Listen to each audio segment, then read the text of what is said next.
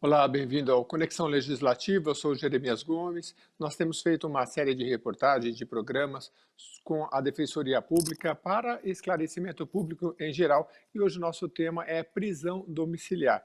Vamos esclarecer quem tem direito à prisão domiciliar, que é quando o preso pode cumprir a pena em casa, ok? Então nós vamos conversar hoje com a Maiara Rosales Machado. Ela está com a gente aqui, ela é defensora pública. Obrigado por nos atender, Maiara. Bom dia, boa tarde, Jeremias, e a todos os telespectadores. É sempre um prazer conversar aqui e esclarecer a população sobre os seus direitos.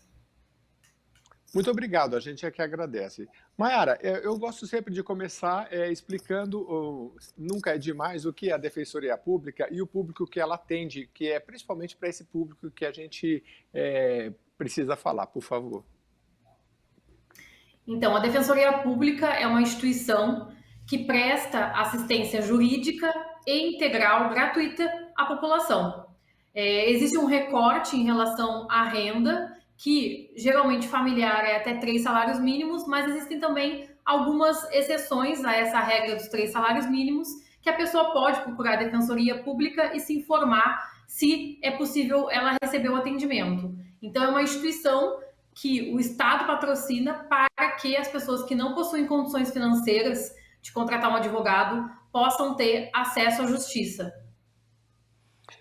E quando a gente fala em defensoria, a gente tem um leque tão grande, né? Defesa do consumidor, né? Tem muito problema aí com conta de luz, de operadoras de telefonia, mas o nosso trabalho hoje aqui é sobre a área penal. É, os requisitos são os mesmos, quem pode se valer da defensoria no caso de uma prisão, por exemplo?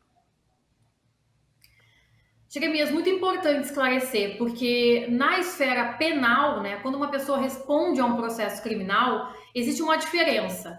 A pessoa que responde a um processo criminal é considerada uma pessoa vulnerável. E por isso, a Defensoria Pública atua sempre que a pessoa não contrata um advogado, independentemente dela ou da família ter efetivamente procurado a Defensoria Pública. Então, aí nós temos um processo criminal. Se a pessoa não constitui um advogado, esse processo automaticamente vai para a Defensoria Pública. Então, não há Uhum. uma apuração sobre a renda da família para que essa pessoa tenha o atendimento da Defensoria Pública. E em que pese a Defensoria Pública atue realmente em outras áreas, como consumidor, direito de família, a área penal também é uma área que tem muito atendimento da Defensoria Pública. Absorve Mas bastante demanda nessa área. eu imagino porque um percentual, talvez você até tenha esses números, muito grande, não sei, eu acredito que seja mais de 90% da população carcerária depende, não sei se estou certo ou não, da Defensoria Pública. Quando a pessoa está no sistema penitenciário e ela tem um advogado, ela tem condições de contratar, então o advogado ele vai pedir, por exemplo, nos casos que são cabíveis, a prisão domiciliar. No caso de o preso, não sei nem se estou usando a nomenclatura certa, porque a gente sabe que isso vai mudando, mas a pessoa em situação ali que está na prisão. É, o próprio defensor vai solicitar uma prisão domiciliar quando necessário, ou o preso pode provocar a defensoria quando ele acha que ele tem direito? Na verdade, existem as duas possibilidades. A primeira possibilidade, quando o defensor recebe esse processo, independentemente dele ter tido contato com a pessoa presa, e verifica que estão presentes os requisitos. O defensor mesmo já pode fazer o pedido.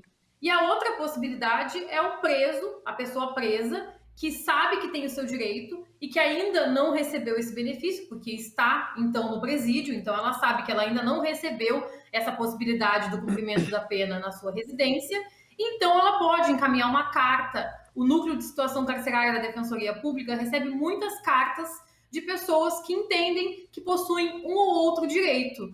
Então, a Defensoria Pública vai analisar se realmente a pessoa está enquadrada na hipótese da lei, hoje em dia já é uma previsão legal, e então fazer o pedido. Então, uma possibilidade não exclui a outra possibilidade. Né? Sempre, Muito todas as bom. possibilidades são válidas para que as pessoas tenham acesso aos seus direitos. Então, tanto o preso pode provocar a Defensoria Pública, seja no atendimento que receber dentro do presídio, ou por meio de uma carta, ou por meio de um familiar que procura a defensoria, como também o defensor, quando recebe o processo, mesmo que não tenha tido contato com o preso, ele pode verificar a presença dos requisitos e então fazer o pedido ao Poder Judiciário. Excelente. Vamos explicar então o que é prisão domiciliar, ela está definida na lei e quem tem este direito, por favor? A possibilidade de cumprimento da pena em residência, que é a prisão domiciliar, ela está prevista na lei desde 2011. Em 2011 já existia a possibilidade, desde 2011, então, já existe a possibilidade da prisão ser substituída por uma situação em que a pessoa fica dentro da sua residência. No Uhum. entanto, esse tema foi evoluindo, né? Conforme nós fomos conversando aqui, nós vamos ver que hoje a prisão domiciliar ela tem uma previsão legal mais específica para algumas pessoas, inclusive, mas a possibilidade de cumprimento da pena ou de responder a um processo criminal, que é chamada prisão preventiva, ser substituída por uma prisão domiciliar, já existe desde 2011, que seria Uhum. a lei chama de uma medida cautelar diversa da prisão. Ou seja, em vez da pessoa ficar presa, ela fica em casa cumprindo determinados requisitos. Então, a prisão domiciliar nada mais é que uma possibilidade de substituição da prisão, seja ela cautelar, ou vamos ver também a possibilidade, quando é um caso de cumprimento de pena, da pessoa cumprir essa pena ou responder a esse processo na sua residência. Então, para deixar bem claro em dois grupos, nós temos a prisão preventiva, que de vez em quando a gente vê no noticiário, o juiz decretou a prisão preventiva, ou seja, essa pessoa ela não foi sentenciada. E aí são casos que a gente vê no noticiário que o juiz fala, olha, tem que prender preventivamente porque há indícios de que essa pessoa pode ou destruir provas, ou ela pode oferecer risco para as pessoas que a estão denunciando, aí depois a doutora pode explicar. Então, esse é um caso, é preventivo. E outro caso é quando a pessoa já está condenada, e aí ela tem aqueles casos por exemplo, o regime começa fechado, semiaberto. Então, são esses dois grandes momentos, seria assim. Exatamente. A liberdade, ela deve ser considerada a regra. Mesmo para uma Uhum. pessoa que responde a um processo criminal, a regra é que ela responda esse processo criminal em liberdade. No entanto, a lei traz algumas possibilidades de que essa liberdade, no primeiro momento, não seja possível. E então, o juiz vai decretar a prisão preventiva. Essas Uhum. hipóteses que você mencionou, como se a pessoa estiver ameaçando testemunhas, se a pessoa tiver cometido um crime grave, for reincidente, e então as suas condições pessoais não lhe permitirem esse primeiro momento de liberdade, o juiz vai decretar essa prisão preventiva. Essa prisão preventiva, ela é sempre excepcional. Pela lei, ela é excepcional. No entanto, no Brasil, dentro do sistema carcerário, nós temos aproximadamente 40% de pessoas presas preventivamente, ou seja, ainda não possuem condenação. São consideradas, então, pela Constituição, inocentes, porque existe na nossa legislação, no nosso arcabouço constitucional, a previsão do princípio da inocência. Então, se a pessoa ainda não recebeu uma sentença condenatória definitiva, ela é considerada inocente e nessas hipóteses a sua prisão ela deve ser sempre excepcional e a última possibilidade dentro do que se prevê a legislação. Sempre deve se buscar para que essa pessoa responda ao processo em liberdade. No entanto, existe sim a previsão de que ela responda então o processo inicialmente presa. E essa divisão que você fez existe na prática. A prisão preventiva é aquela prisão em que a pessoa ainda não tem uma sentença condenatória, ela está apenas respondendo a um processo criminal.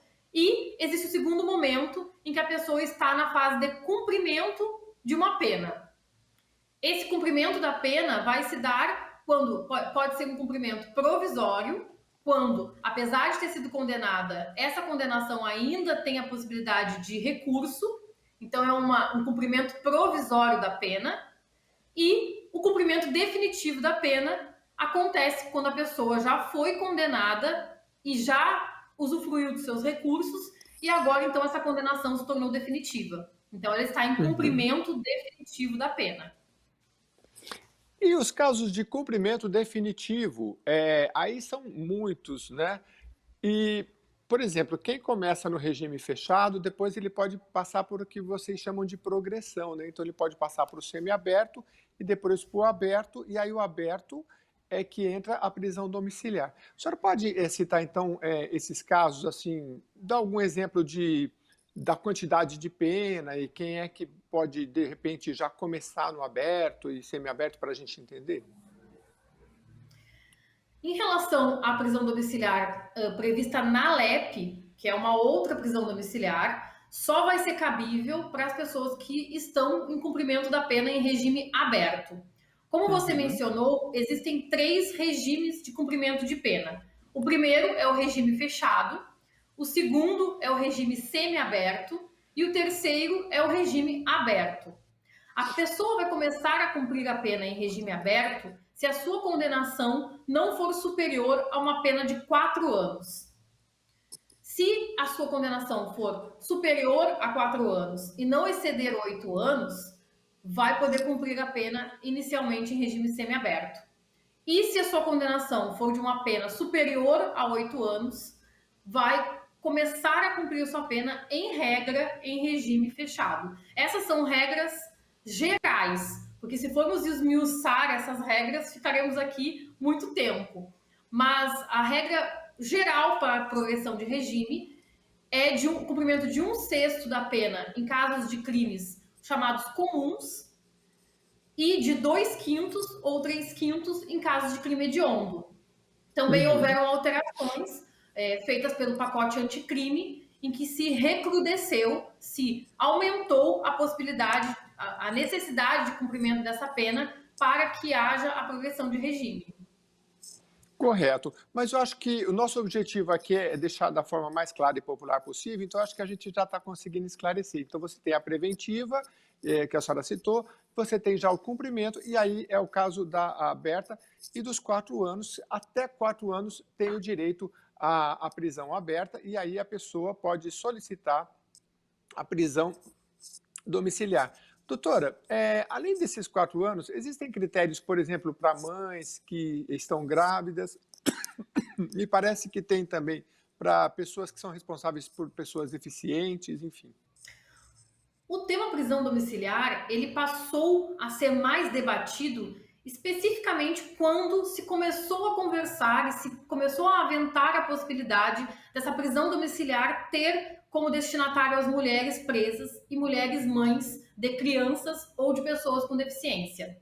Nesse caso, é necessário a gente voltar um pouquinho, né? Como eu disse antes, a possibilidade de cumprir a pena ou de responder ao processo criminal numa prisão domiciliar já existia no nosso Código de Processo Penal desde 2011, que é uma medida cautelar diversa da prisão. O juiz vai poder substituir a prisão por um recolhimento domiciliar. No entanto, com o aumento exponencial do encarceramento feminino, e aí nós temos um recorte dos últimos dados divulgados, que foram de 2000 a 2017, em que houve um aumento de mais ou menos 600% dessa população carcerária feminina. E não é possível se falar em aumento da população carcerária feminina sem citarmos o advento da Lei de Drogas em 2006. Com a entrada em vigor da Lei de Drogas, esse encarceramento feminino aumentou de forma bastante elevada. E quando nós falamos em um aumento da população carcerária feminina, nós passamos a tratar de um problema social que apareceu no momento em que as mulheres passaram a ficarem presas, que foi a situação das crianças, filhos e filhas dessas mulheres. Então, começou a se perceber que as mulheres, elas gestantes, por exemplo, o sistema carcerário não é o melhor lugar para elas permanecerem. E, ao mesmo tempo, passou-se a perceber que as crianças, filhas dessas mulheres, ficavam em situação de abandono. E isso foi verificado pelo aumento do acolhimento dessas crianças, né, chamados os abrigos, começaram a ter muitas crianças, filhas de mulheres presas, e se criou todo um problema social que envolve o encarceramento feminino. Poderíamos gravar um programa só disso, só do que a lei de drogas impactou não só no encarceramento feminino, como no encarceramento de uma forma geral, mas nos atendo ao tema prisão domiciliar, e não é possível falar desse tema sem citar o aumento do encarceramento feminino, que, por consequência, passou-se a começar a pensar no que se poderia fazer para que essas mulheres não ficassem presas durante todo o processo ou presas durante todo o cumprimento da pena, porque existia um problema paralelo que envolvia a infância e juventude.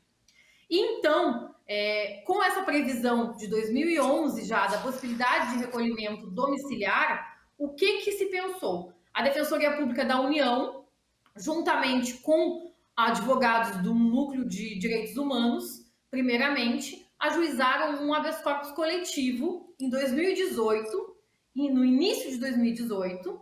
Logo depois, várias defensorias públicas de vários estados, inclusive do estado de São Paulo, se habilitaram nesse habeas corpus para participar da discussão.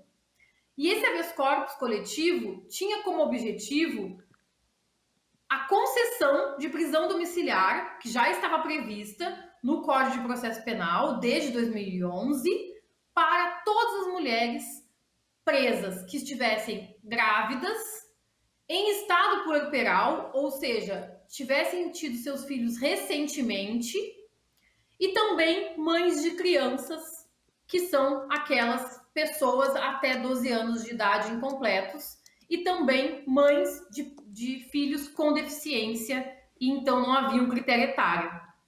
Esse habeas corpus coletivo foi julgado em fevereiro de 2018 e concedeu prisão domiciliar para todas as mulheres nessa situação no Brasil. Deu 60 dias para que todos os tribunais verificassem a situação dessas mulheres e então implementassem a decisão do STF. E o que aconteceu após essa decisão do STF acabou então fazendo com que ainda em 2018, no mês de dezembro, viesse uma lei chamada de Estatuto da Primeira Infância, ou seja, uma lei que olhava para a situação da infância. Uhum. E, obviamente, envolvia a mãe dessas crianças ou as mulheres que estivessem gestantes no cárcere. Então, essa lei, de dezembro de 2018, trouxe a previsão específica da prisão domiciliar para as mulheres mães de crianças, ou seja, pessoas até 12 anos de idade, mães de filhos com deficiência e também de gestantes. Poxa, é interessante. A gente achou que o tempo aqui ia ser grande, mas o tempo está sendo curto porque é tão interessante esse tema. Porque quando a gente fala dessa política criminal, né, às vezes o legislador, não sei, talvez, não sei se pressionado pela população, você pensa na questão da segurança. Então, como a senhora colocou, a prisão tem colocado mais mulheres na prisão, 600% de 2017 até hoje, me parece o dado, né? De E 2000 aí a 2017. De 2000 a 2017, um crescimento exponencial realmente. E aí você pensa, tá, mas e os filhos dessas crianças, né? Como é que você criou-se um problema social grave que você resolveu aqui e ali você precisa resolver também. Então, essa questão da legislação, ela é muito abrangente. Doutor, então, para ficar claro, por exemplo, uma mulher que está grávida e ela está presa preventivamente, como a gente já explicou, o que a lei diz sobre a prisão domiciliar? O que o juiz deve fazer? Então, num primeiro momento, existe um questionário que na delegacia é preenchido e essa mulher então vai declarar que está em estado de gravidez e com a audiência de custódia, quando ainda estava presencial, no momento da pandemia ela está virtual, ela não está virtual, digo, está a análise dos flagrantes não está sendo feita de forma presencial. Mas a audiência de custódia também, o juiz poderia verificar o estado de gravidez dessa mulher e também questionar se ela é mãe de crianças até 12 anos de idade ou se é mãe de filhos com deficiência e então substituir essa prisão preventiva por uma prisão domiciliar. É válido nesse ponto dizer que a prisão domiciliar ainda é uma prisão.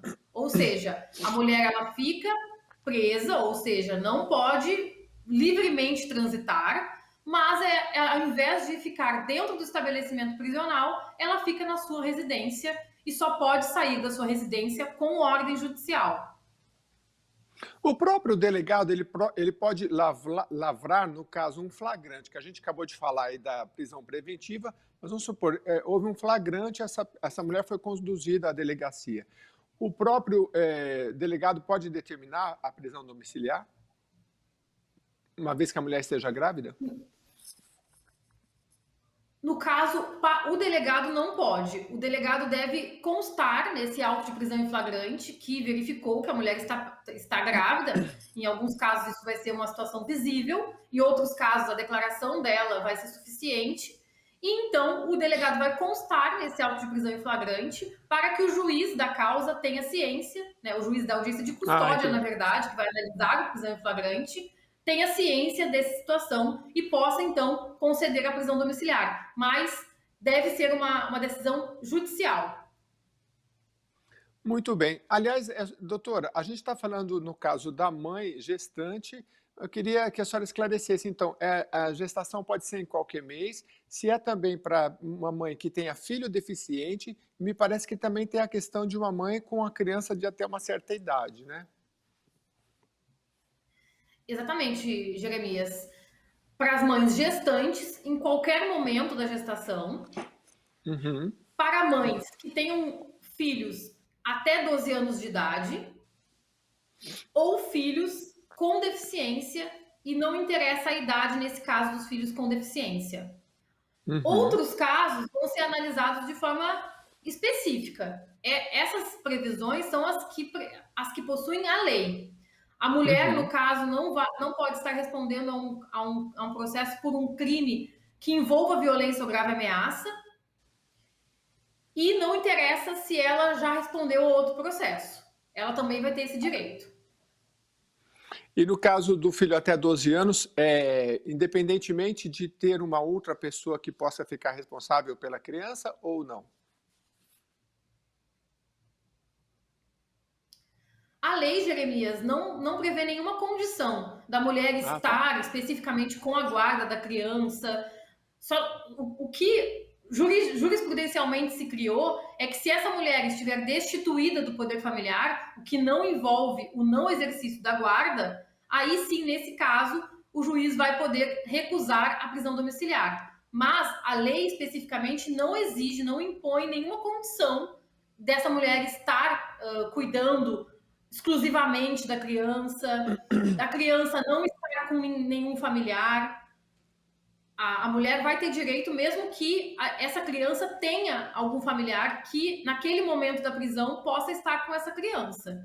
Inclusive, houve a necessidade da legislação porque no espaço de tempo entre a decisão do STF de 2018, fevereiro, até dezembro de 2018, que veio a lei prevendo a prisão domiciliar especificamente para esse grupo, existia muita resistência na aplicação da prisão domiciliar para as mulheres, e um dos argumentos que se utilizava era exatamente esse argumento. Olha, mas a criança não está sozinha, a criança está com a avó. Olha, a criança não está sozinha, a criança está com o pai. E mesmo nesses casos, o STF disse reiteradamente que ainda assim a mulher tinha direito, e hoje a legislação não estabelece essa restrição, então entende-se que a mulher tem sim o direito, ainda que essa criança não esteja especificamente num acolhimento institucional, não esteja nos chamados abrigos. Muito bem.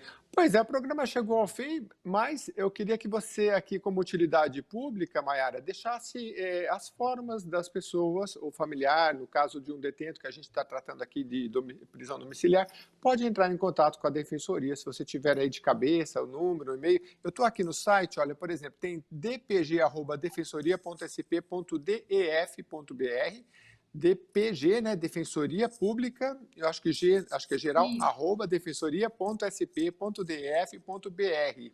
Tem mais alguma forma de se entrar em contato com a Defensoria? Bom, atualmente, decorrência da pandemia, os atendimentos têm sido prioritariamente virtuais. Então, a pessoa pode entrar nesse site que você mencionou, da Defensoria Pública, marcar um atendimento para ser atendida virtualmente, ou então, agora, a partir dessa semana, né? Nós estamos no dia 24 de maio, então, a partir de amanhã, nessa semana que se inicia, a Defensoria Pública passa a atender também presencialmente, mediante o agendamento por um número 0800, que eu vou pedir para o Jeremias me ajudar, se ele estiver Claro, tá consultando aí aqui, o ó, site.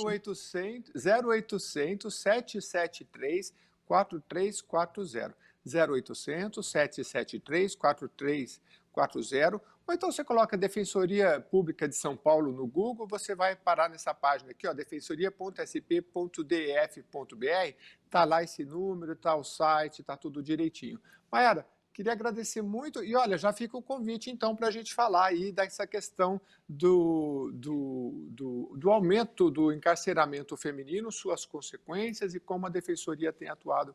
Se você topar, já está marcado.